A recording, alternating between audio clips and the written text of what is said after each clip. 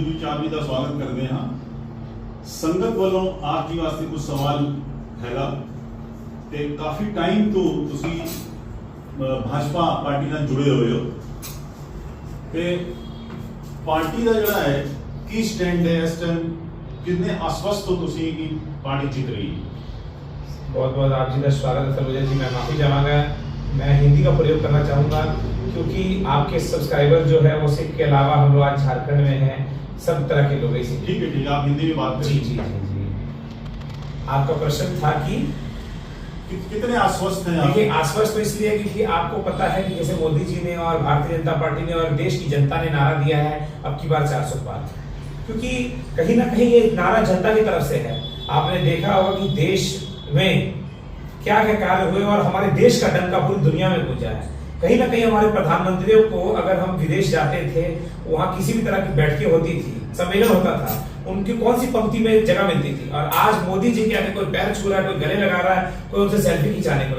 दुनिया का सबसे प्रभावशाली देश अमेरिका है, वो आके मोदी जी के बगल में खड़ा होने के लिए कोशिश करता है। तो कहीं ना कहीं हम बिल्कुल सोचते हैं मोदी महतो जी जैसे पिछली बार जीते थे, इस बार और भारी संख्या में जीतेंगे। 4-4.5 लाख वोटों से वो जीतेंगे, क्योंकि आपको पता है कि सब लोग, हर पार्टी के कार्यकर्ता और आम जनता और हर धर्म के लोग लगे हुए। हम लोग भी भारतीय जनता पार्टी के सेवक हैं, पार्टी के वर्कर हैं, इतने सालों से पार्टी को अपनी सेवा दे रहे हैं। हमारे साथ में हमारे बड़े भाई जोगिंदर सिंह जोगी जी हैं, हमारे साथ में पार्टी के सीनियर कार्यकर्ता रविंद्र सिंह रिंकू जी है, हमारे साथ में पार्टी के कार्यकर्ता सीनियर चंचल भाटिया जी हैं, और भी समाज के लोग हैं।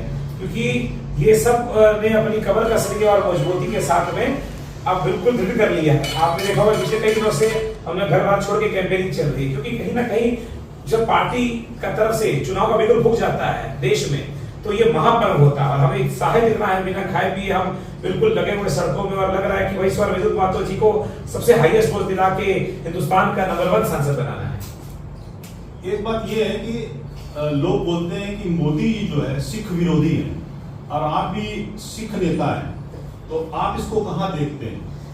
देखिए मैं अपने बारे में बताऊंगा कि भारतीय जनता पार्टी में कई साल हो गए मुझे, 5, 10, 15, 28, 27 साल मुझे पार्टी में हो गए हैं।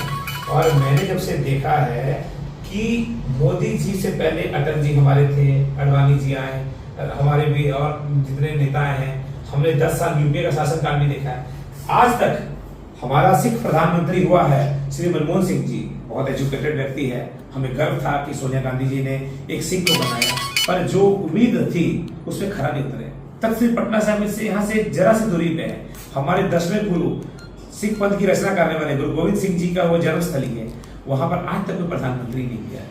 हमारे मनमोहन जी सिख थे, कम से कम हर व्यक्ति अपने अपने व्यक्ति धर्म, वो एक राजनीतिक दल में होने के बावजूद भी अपने धर्म को पहले देखता है। वो चाहता है क्या मनमोहन सिंह जी के पास या तो किसी और प्रधानमंत्री के पास समय नहीं लगा।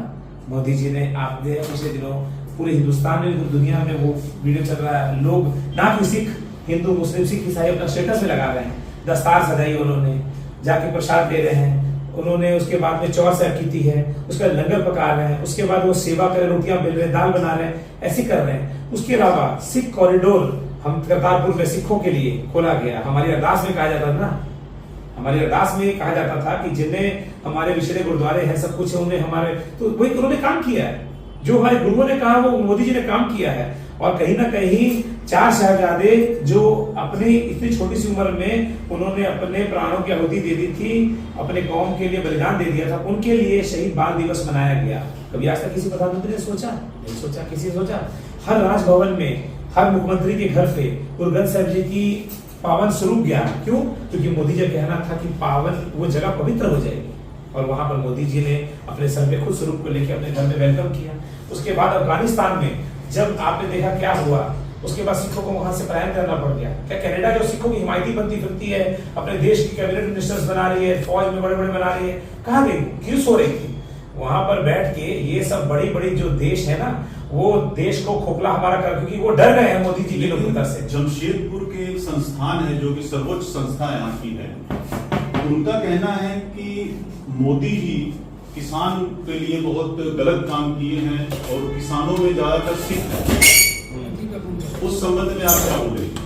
देखिए जी, एक जब आंदोलन होता है, अभी लोकसभा से पहले आंदोलन हुआ था किसान फिर से, जब मोदी ने पिछली बार आश्वस्त किया था, तोमर साहब हमारे कृषि मंत्री थे, उन्होंने कई राउंड की बैठकें चली थी। कुछ मुट्ठी भर नेता अपने आप को किसान अगर आंदोलन रहे पूरी तरह से, तो किसानों की खेती सारी पंजाब, हरियाणा, यूपी, मध्य प्रदेश में सारी खेती बंद हो जाए, हमको और आपको खाने को अनाज ना मिले। आज तो अनाज हमारे पास आ रहा है, किसान नहीं है। कुछ बहरूपिया लोग किसान आंदोलन के नाम पे दुकानदारी और रोटियां सेक रहे। उसके बाद अभी लोकसभा से कुछ दिन पहले फिर उन्होंने कह दिया कि भाई हम जा रहे हैं। हमारे यहाँ पर भी कुछ ऐसे नेता है जो अपने दुकानदारी चला रहे हैं और अपने आप को नेता बनने का शौक है। देखिए क्या होता है ना, हम तो शुरू से राजनीतिक लोग हैं, हमने अपने आप को, हमने कभी भी राजनीति में धर्म पर ही घुसाया, पर यहाँ पर एक हमारी सरमौर ऊंची संस्था है CGPC, वहाँ पर हम आदर करते हैं, हम उसके मेंबर भी हैं, हम उस संस्था के वो भी हैं। पर हमको लगता है कि किसी भी एक संस्था में, क्या किसी भी संस्था में या किसी भी जगह पे आज तक आपने सुना कि वो अपने मन से कह रहे हैं कि भाई फलानी पार्टी को वोट दे दो, फलाने इतने मंदिर और इतने मस्जिद और इतने बाइबल और चर्च आपके साथ है। अरे गुप्त बैठकें कीजिए, आपका अपना स्वार्थ है, आपका अपना मतलब है, तो आप अपने मतलब कोशिश कीजिए। आप कैसे गुरुद्वारा के प्रधानों के ऊपर अपना फतवा थोप सकते हो? आपने अभी CGPC की बात की, अभी हाल में ही CGPC दफ्तर में राजनीतिक जनसभा किया गया, जबकि वो जो संस्था है वो धार्मिक और सामाजिक कार्यों के लिए है, तो इसको आप कहाँ देखते हैं? देखिए बिल्कुल मैं आपकी बात से सहमत वही मैं बताना चाह रहा हूँ कि धार्मिक संस्थाओं में धर्म के काम होने चाहिए। गुरुद्वारा के व्यवहार, हमारे परिवारों के विवाद, किसी गरीब बच्चे की शादी, किसी गरीब बच्चे का एजुकेशन और संस्थाओं के काम है। पर यहाँ पर मुझे नहीं पता लगा कि